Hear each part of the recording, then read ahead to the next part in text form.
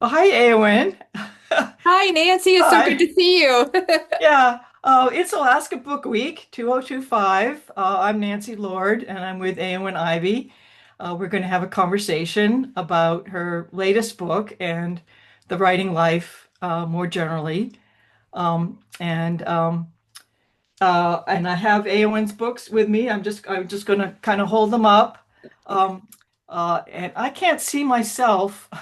Maybe I can in a little box. Um, but here we are.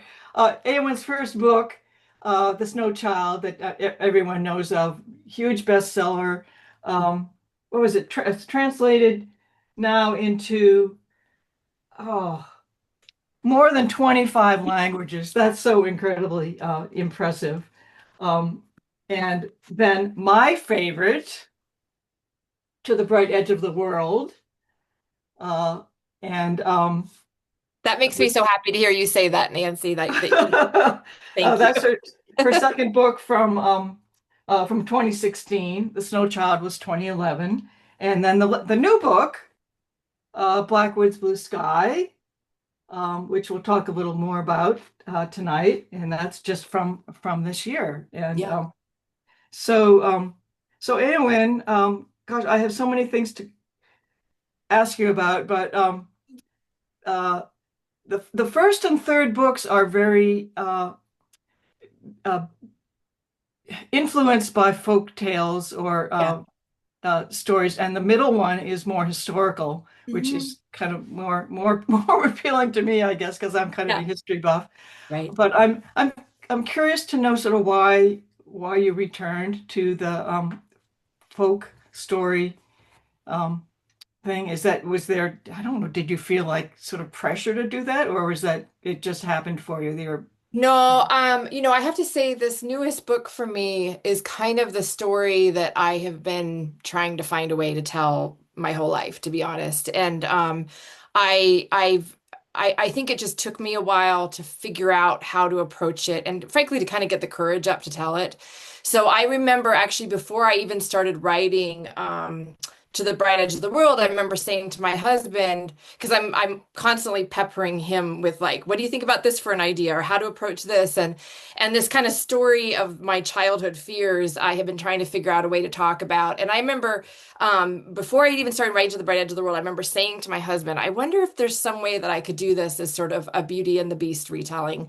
And so it's been playing in my mind for a long time. And it's funny because actually Ruth Holbert that did the artwork for my two most recent books. She's the one that pointed out that into the Bright Edge of the World, Sophie, one of the main characters, talks about her father, who's a sculptor, how he discusses how the sculpture of the bear is a self-portrait.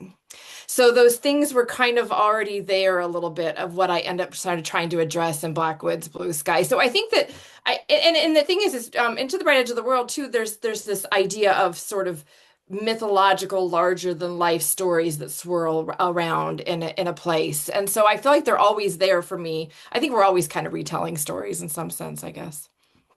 yeah, okay.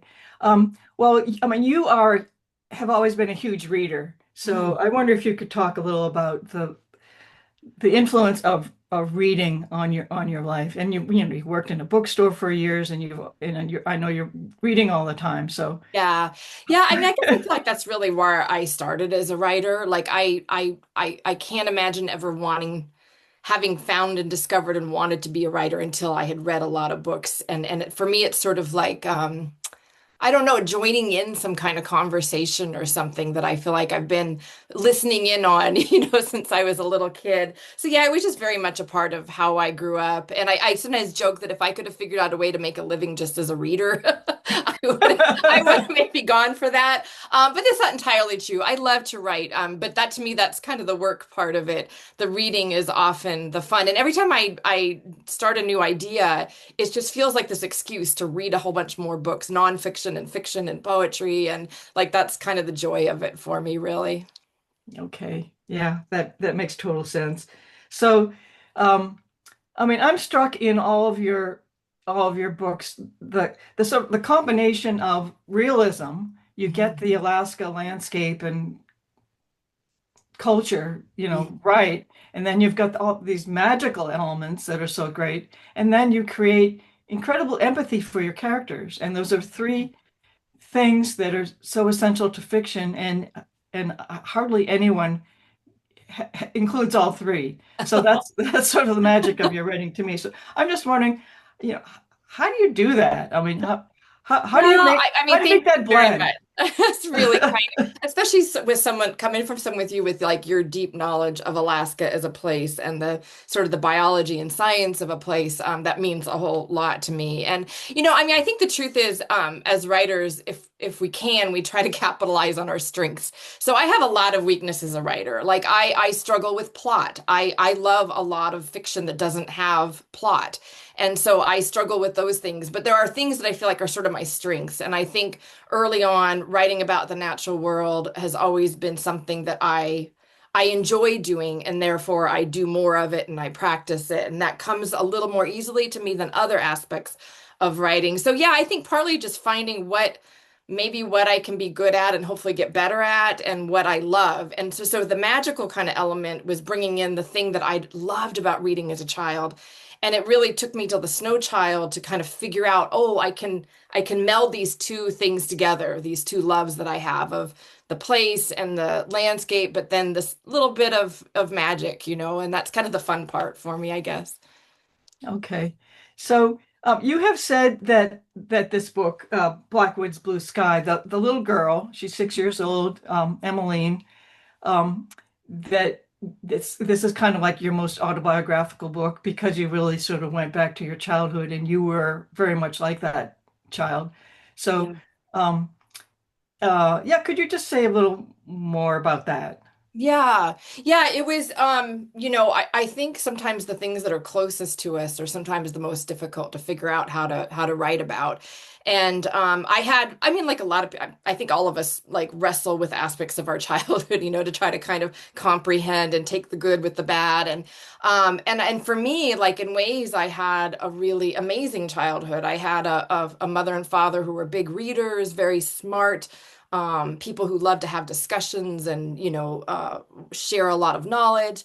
And I grew up in a rural area doing a lot of hunting and fishing growing up. All that was so important to me, but it was also a really troubled family. And I think this is often, I mean, I think this comes up a lot among artists and writers. I think sometimes we're going to the art to try to understand ourselves and what we've just survived, And so yeah, Emmeline is definitely the closest. And I think that's why maybe the book that I'm the most nervous about having it come out because she is a very strong bit of me.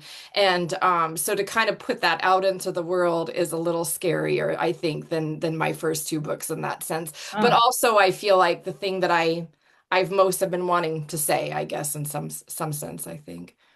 well, I mean, she is just a delightful, charming child. Oh, well, that's nice to hear. If you were anything like that, you were a great kid. Oh, thank you.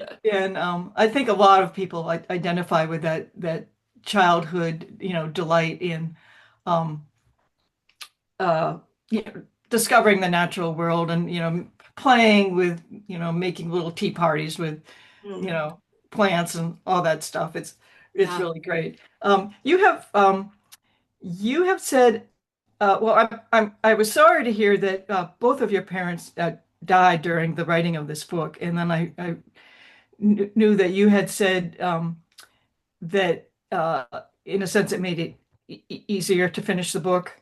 Yeah. And I don't know if you want to say a little bit more about that, Yeah. the sort of the influence of families, good and bad, and when Yeah. you can tell certain stories and when you're kind of reluctant to, not. Yeah, yeah, it is a really interesting. I think it's something that, like I said, I think a lot of us run into as writers. And I remember I'm terrible about this. I'm like a sponge. I absorb so much of what I hear other writers saying, and then I forget who to attribute it to.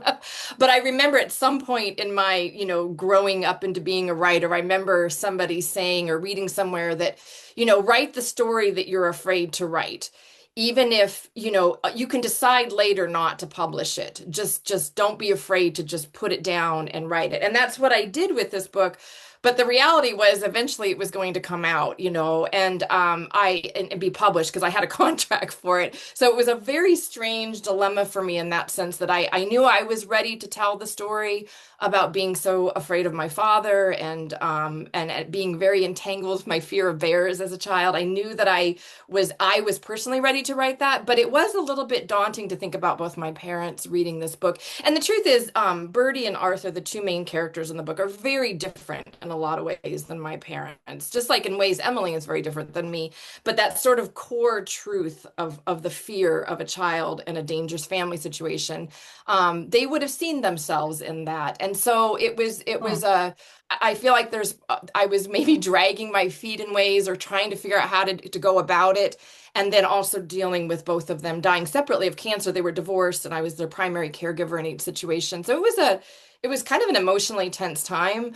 But I did realize once my father, he was the last one to pass away, when he was gone, I felt a sudden kind of it surprised me, the freedom that I felt suddenly to really just right in directly into those feelings. And I remember emailing my agent and my editor and saying they knew my father was dying. And I said, he did finally pass away. And I said, I know this is going to be a little bit hard for me for a while, but the good news is I think I can write this oh, book now. I can really get into it, and that last probably third of the book really came quite quick to me at that point wow. Okay. after Well, it being a very tedious, long, slow process. This book did not come fast, as anyone can look at the history of it and see it was not a fast one for me. yeah. Well, thank you for explaining that. I forgot to remind you that I had wanted you to read a little bit from the Oh, book. Are yeah. you prepared to do that? Yeah, Could you read absolutely. a little Yeah, I bit? just have a real short little because I feel like this format we got to hold on to people's attention. So I don't want to read too long, but I have a short section I could read. Do you want me to go ahead and do that Yes, now? yeah, please. Yeah. I think this is a good time to do that. Yeah, and actually it goes into as we talk about Emmeline being a part of me.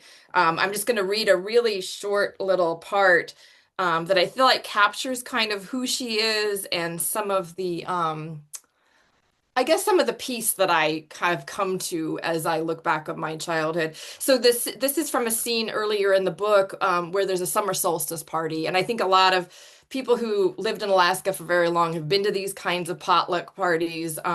It's at a roadside lodge. Again, if you've driven the Parks Highway or the Glen Highway, you've seen these kind of lodges that are unfortunately, starting to fade over the years. They're not as huge as they were as when I was a kid, but so this is taking place at a lodge where they're having a big summer solstice potluck party and there's a bonfire.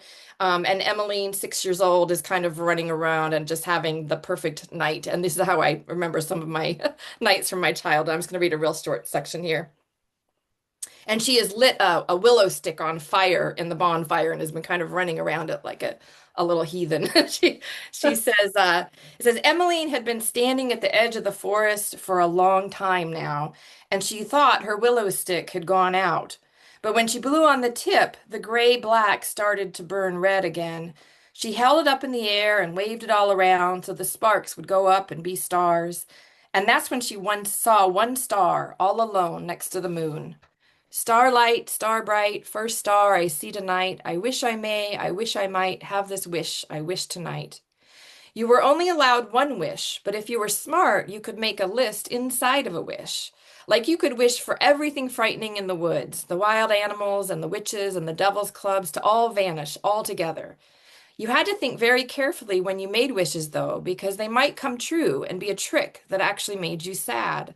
Emmeline thought hard. What if there wasn't a single wild or scary thing in the woods? Maybe it wouldn't be so much fun to stand at the edge of the trees.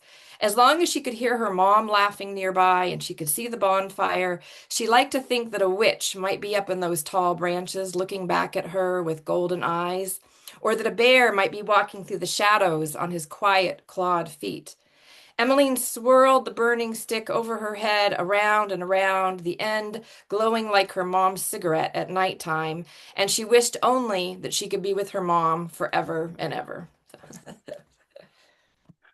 That Yeah, that that's is like that's straight from, I mean, I remember having very much these experiences of being at some big party, the grown-ups all being kind of rowdy, but feeling like in a little safe, yeah, it was kind of a magical time as a kid, I think. Yeah. yeah. I think that's very, very relatable to Yeah. probably any of us. Yeah, yeah. And Well, and it's it's a funny great because scene. I've talked to people who grew up in very different kind of situations, in the suburbs or near big cities, but they have these kind of memories too of being, out as a little kid with all the grown-ups. And yeah, so it's kind of fun how sometimes the things that I don't expect to be universal are more universal than I think, it's funny Yeah, that way. yeah. Um, so I'd like to talk about some craft questions. Mhm. If that's okay. So, Yeah, and the first one would be about point of view, because you have three point of view characters in the book, and one of them is Emmeline, and yeah. one is her mother, and one is another man. Hmm. And interestingly, the other sort of main character, Arthur, in the book is not a point of view character, Yeah. and I'm wondering thought of how you thought of the book initially and decided who was going to tell the story, which Yeah. characters were going to be telling. So could you, yeah, Yeah, and I wish I have to say sometimes I feel like I feel nervous talking about craft questions because I feel like I don't really know what I'm doing and it's kind of my field, you know what I mean? Like I always feel like I should have some really great answer. And this is why I'm always a little scared of I don't teach classes. I just feel like it's all I feel like so much it just feels like following instincts or something, which I know that's not really true. I mean, it has to do with reading a lot and thinking about things, but with this book, I knew right away that there were going to be that Bertie, the mom, and Emmeline, the little girl, were going to be the two main voices, and that I had kind of figured out very early on. And then Warren, the third voice, kind of surprised me, but it had to do with I guess sometimes it feels like texture. I don't really know how to describe this. It reminds me of like you're weaving a tapestry or something and it's getting too, monotone or too all one texture. And it's like you need a different tone in that. And that was partly how Warren came to be because as a retired Alaska State Trooper, like he brings a completely different voice and a different texture to the story, but then also allowed me to talk about Arthur, the main character that you talk about, that we don't see from his perspective, but we get to see him as a child, as different parts of his life through Warren. And so I feel like it's a lot of like trial and error, and I try something out and I'm like, oh, that's not working, and I need more of this or less of that. And so I think if I could figure out a system, it might not take me 10 years to write a book, but instead I'm just kind of like, okay, try this for a little bit, and huh, but Warren was a funny character to me because I've heard authors talk about like characters sort of just coming to life and taking over. And I don't really experience that a lot. I wish I experienced it more. But Warren was a surprising voice to me that as soon as I started writing character point of view chapters with him, it just felt like I was channeling someone. It was a really odd hmm, experience. And I loved well, I loved him. I don't know how to explain it. It's funny with characters, but I just felt a really strong compassion and attachment to him that sort of took me by surprise in a pleasant way, I think. But yeah, nice, yeah, and yeah, I mean, hearing from Warren allowed us to get the backstory of Arthur and exactly. all that. I'm just trying to think just now how could you have done that without hearing from Warren? Yeah. So, Yeah. Yeah. It but feels like sometimes, and I don't know if you find this in your writing too, that it often feels like I'm problem solving, right? Like I've got this problem. How do I fix that problem? How do I fix, and again, like with Arthur, why did I choose to not have things from his perspective? It was sort of a lesson I had learned a little bit in The Snow Child. Originally in The Snow Child, I had chapters from the perspective of Faina, the Snow Child. And hmm, my agent said, I think that you're leeching away some of your magic by having stuff from her voice. Try getting rid of all that. And I did, and I was like, oh wow, okay, that really worked well. It was fantastic advice. And coming into this, I felt that part of what I wanted to say is that we can't truly understand the perspective of an animal as much as we want to. We can't really get into their minds. And so that was part of what I was playing with there of not having his perspective in terms of except for what he says out loud. But right. No, that makes perfect sense. And I really like what you said about sort of writing intuitively, and because I think that's so true, and it comes from being a big reader. You just sort of know how stories work without analyzing them exactly. Yeah, yeah. I mean, I wish I felt more confident in it. Like I sometimes think I could benefit from talking with other writers more about structure and craft and things because I sometimes feel like I'm reinventing the wheel. You know what I mean? Like I feel like I'm going about it a harder way than maybe I need to. But it is a feeling like I'm tapping into something that I've read before, or I'm trying to mimic things that I've seen work with other writers. And I guess maybe that's maybe what we all do to some extent, I don't know. Yeah, yeah. Okay, so another craft question about research. Mhm. Um, uh, the middle book, To the Bright Edge of the World, you did a lot of historical research, I did. and it shows in the way you incorporated that, and you did it in a very nice way that worked for the story. It wasn't big Oh, chunks thank of you. exposition or anything like that. Yeah. Um, uh, and so with Blackwood's Blue Sky, um, I heard you say somewhere, I think, that you had gone to Kodiak Island to bear watch. Yeah. And so I'm kind of interested in that bit of research that you did, and maybe other research. And I just wanted to share that one of my favorite short stories of all time is Stanley Elkin's uh, uh, Ashenden's. Oh gosh, now I'm forgetting the title. The Making of Ashenden. The Oh, Making I of need to write Ashenden. this down. I don't know it. Stanley. I'm writing Stanley it down. Elkin, Okay. Elkin, The Yeah. Making of Ashenden. And it's kind of a novella. It's a pretty long Okay. story, but it involves a man and a bear. And Oh, and Stanley, well, didn't have any experience with actual bears. He lived yeah. in St. Louis, and he told me that he had gone to the St. Louis Zoo and spent hours watching the zoo bears, to see how they moved, and Yeah. Yeah. their different Wow. expressions, and all that. So yeah, I'm just wondering about Yeah. I mean, Well, obviously your Alaska experience plays a huge, role in all of your writing, but yeah, how did you kind of intentionally research this particular book?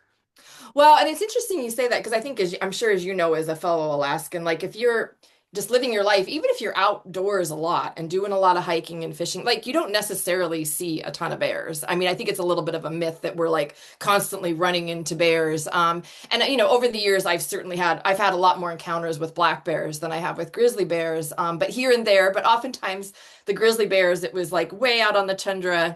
My dad's handing me binoculars to look at them, and it's way far away. And like I think you've noticed, like I'm very afraid of getting things wrong in terms of like I do not want to get and I'm sure I still do get things wrong, but as much as I can, the Alaskan part of it, I want to get really right. So it's funny you mentioned about the other writer doing that because I did that too. I actually went to the Alaska Zoo and Oh, I did. I watched the bears there, and I also went out to and I'm going to forget the name of it, the place that's out towards Girdwood that has the bears. the But Wildlife Center. Yeah. yeah, yeah. And of course, my husband and I both hunt bears. I mean, I've been around bears in a lot of different, I've eaten a lot of black bear meat. Like there's all these different ways to know an animal.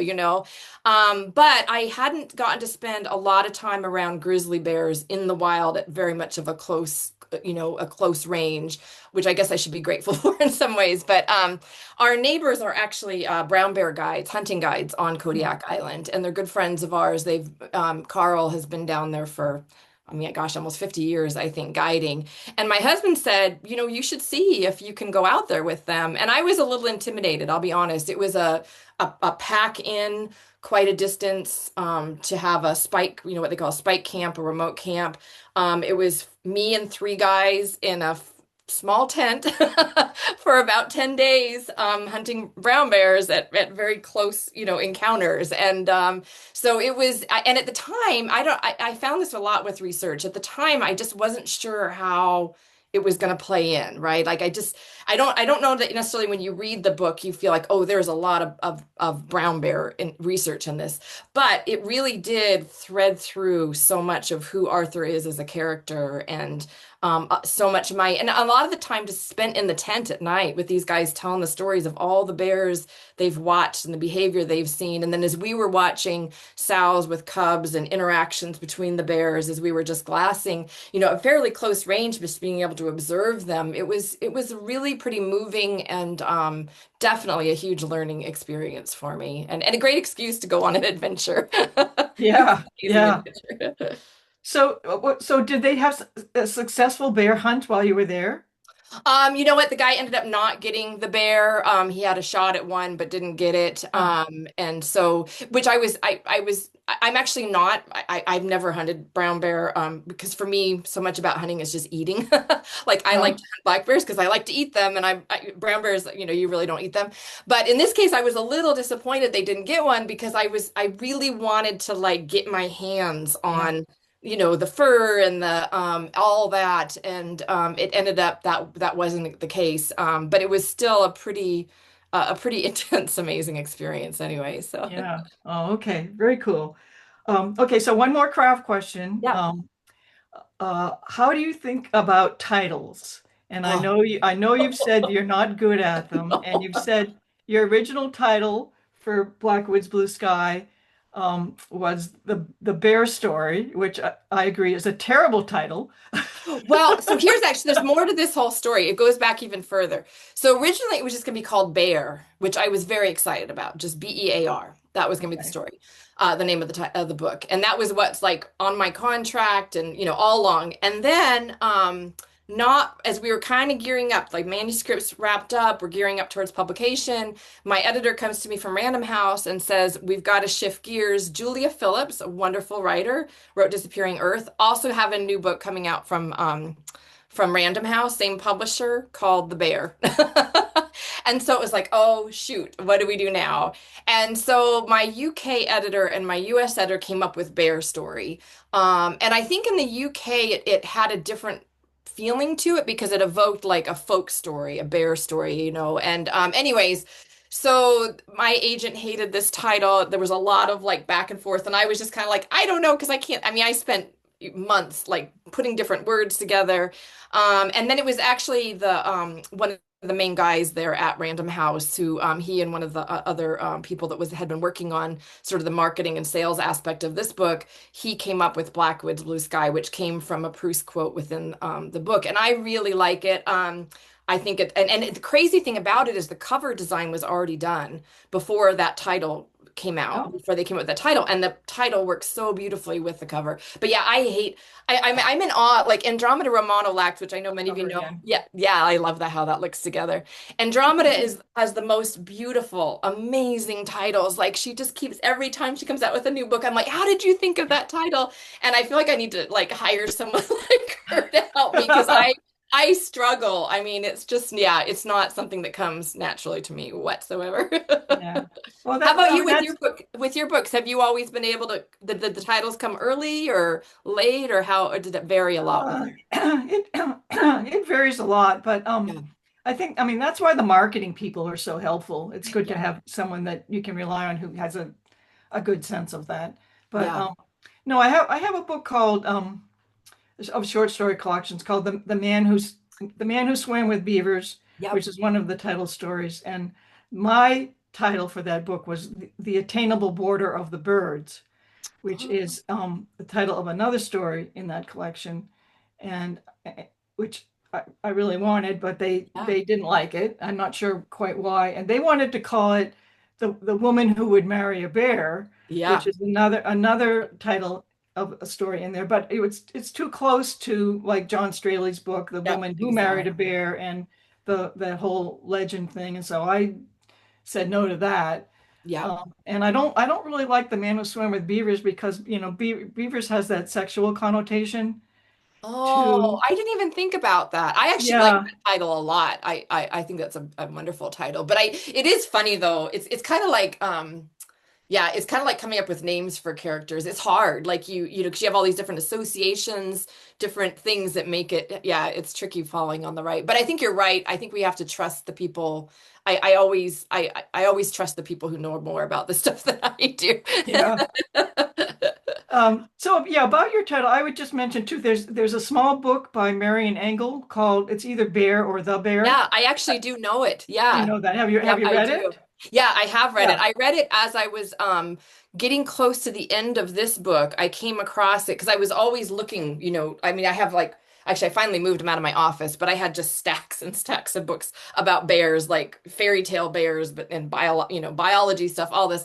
And that was one of them, which I thought was a really interesting. But it was so funny because I actually got this kind of strange email on my website email where this person kind of was like, I like Blackwood's Blue Sky, but you just stole the whole thing from from that book, The Bear by Mary. And I was like, huh. And you just realize that there are these stories that we tell over and over as humans that get told in different ways. And it's like it's yeah, anyways, it just struck me as odd when I got that email. Yeah. Yeah. That they're very so Very different. different, I think, But but but it's true that I mean humans and bears have always through all cultures in all places and times have there's been a some kind of connection. And there's absolutely. all stories about them, changing forms and marrying Yeah. one another and all that. It's a very Yeah. common motif. So Yeah, it can't, absolutely. it'll be done again and again in many different Exactly. Which ways. I actually love that feeling of that we are continuing to retell our stories. There's some kind of it goes back to what I was saying about feeling like being a part of a conversation as a writer. It's that's something I actually really love about it. So yeah, another thing I wanted to ask you about was all of your books have a lot of violence in them. Hmm. Um, uh, well, and I think especially this one, Yeah. Yeah. and it's I thought fairly disturbing Hmm. to me, and I'm just wondering um, uh, how you think about treating violence in fiction, and what kind of responses you've had from people, and Yeah. you know, Yeah.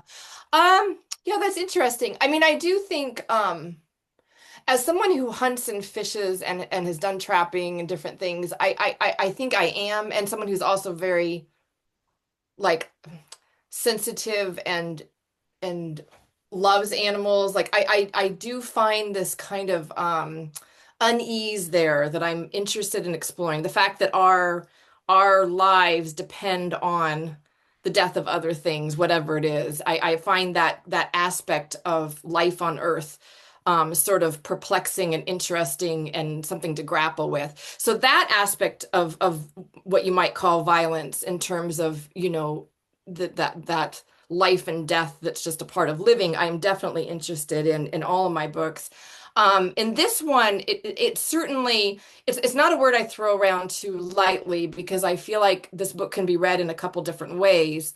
And if you don't read it having to do with domestic violence, that's perfectly okay. Like you can just read it for what it seems to be on face value. But the truth is, it's a reflection of the domestic violence that I experienced as a child and the fear that I had. I mean, to be really frank, the fear that I had that my father would kill my mom and myself as I was growing up, it was a very, very real fear.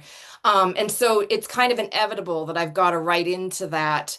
And I guess I'm interested in how we perceive quote unquote violence among humans versus violence among animals. I don't know. I'm not looking, I don't have answers. I'm just having a lot of questions as a human being, I think. And so I feel like that's everything I'm grappling with and writing into, I think, in this book. But I don't know if that kind of answers your questions. I don't know. I yeah. a little No, thank you ramble. for being so frank about that. But yeah, yeah, I think it was Baldwin who said the purpose of art is to ask the questions that have been obscured by the answers, and Yeah. that is totally the role of writers I is love to that be quote. yeah is That's, to be asking questions, and you don't know the answer, but you're just putting it out there, and yeah, yeah, and I think readers take read this book in many different ways, yeah, and absolutely. I wasn't myself really picking up on that so much.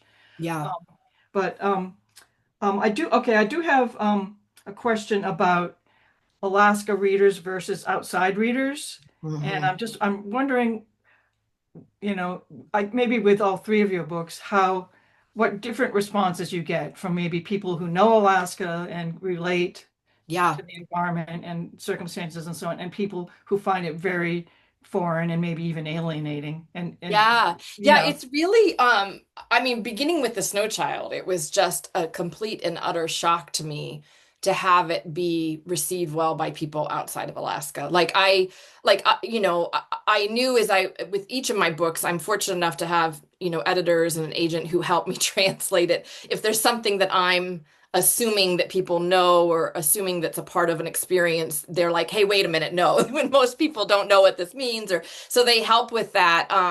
But I think it's just been I don't know I can never predict how my books are going to be perceived outside of Alaska. My hope, my biggest goal is to have people within Alaska recognize the places and the people and feel some connection to it. I mean, that's probably one of the most important things to me as a writer, writing about this place.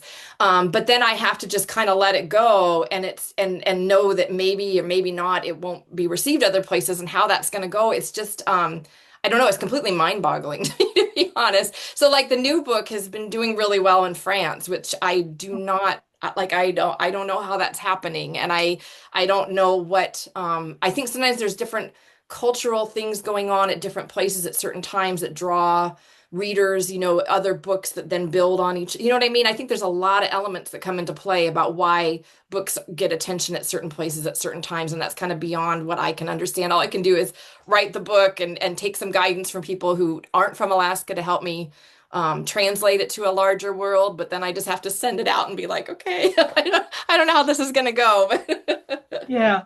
No, that's interesting about France because I remember that David Van's book, Legends of Yeah, the Suicide, did yes. incredibly well in France, and they seem to just really like dark Well, subjects, I that know readership. I've made a joke, and I don't think that my French friends will be offended by this if I say it. I joke that this new book, it's got some cigarette smoking and some ennui in it. So I think it's definitely a Yes, little that's more perfect. French. That's great. I think my first two books I maybe are a little more sentimental in ways, maybe. I don't know, but yeah, it is. It's a huge surprise. Whereas the new book has not done well among Scandinavia, like it hasn't found its traction in like places like Sweden and Norway, where my first book did so well. So it's like I can't control any of that. I can't predict any of that. I just write what I feel compelled to write, and then see what happens, I guess. So, what's the craziest question that an interviewer or, yeah, an interviewer has asked you? It's actually been really surprising. I feel like, I mean, that sounds terrible. Not that I doubt interviewers and stuff, but I've just been really impressed with the level of discourse, the questions that people bring to me. And the truth is, oftentimes once a book's out for a while, and I'm sure you've seen this too, that there's certain questions, that you're a little more familiar with, you kind of expect. So I don't know. I don't really. I mean, I'll be honest that my biggest fear was when I was first going on tour with the Snow Child, and I was worried about the Sarah Palin question. And that was the Oh, one that I did end up getting, but luckily I had done the media training, and so I had practiced up my answer, and so I knew what to say. But otherwise, I don't get too surprised, to be honest. I feel like most of the questions are pretty I feel like the readers that I'm fortunate enough to have read deeply, and they often have very interesting, compelling questions. And oftentimes, I guess maybe if I'm surprised that they uncover things, that connections that I hadn't seen or realized on a conscious level. And I find that really, it's a little frightening in ways, but it's amazing to have someone make connections like that. It's really incredible. yeah. Thank you. Um, so there's one question that I think most writers hate, but so I'm going to ask you anyway. You can answer it or not. What are you working on now? Well, it's funny because I remember when the To the Bright Edge of the World had come out, and I had done some interviews where I had said I don't think I'm ever going to write another novel again, and I got an email from my agent when it was like, wait, what? Because Yeah. agents don't want to hear that if you know. But the truth is, every time so far, every time I've completed successfully launched a book, I feel like so drained and so like I've got nothing left. Like I have put everything I have into this and there's nothing left and I have nothing more to say. But enough time passes and eventually I get antsy, I get bored. You know, my brain loves that feeling. I remember my mom talking about that as a poet, that she loved the feeling of having a poem that she is actively working on because it was like carrying a little secret around in her pocket or something, you know. It was something that was with her all the time. And I really feel that. And so I've got ideas percolating, but nothing, you know, I'll come up with a dozen ideas and I will throw them out to my husband and my daughters and my agent and my editors, you know, and if I kind of get a like, you know, then I'm like, okay, move on to the next idea. And I just kind of keep doing that until I get one that sticks that I feel really excited about, other people seem excited about. So it's a process. We'll see. Okay, all right, thank you. Okay, well, we can wind up. Is there anything else? Is there anything I haven't asked you that you would like to tell our audience? No, I'm just really honored to get to do this interview with you. I've always been a big fan of your work, and I'm just excited about how much is going on in the literary world in Alaska. I feel like we're really fortunate with things like Alaska Book Week and 49 Writers and all these. I don't know. I feel like we're really blessed with a lot of wonderful literature culture in our state. So thanks for being a part of that with me. Right. Well, thank you so much. Okay, well, we'll sign off Okay. and happy book week, everybody. Happy Book Okay. Week. All right.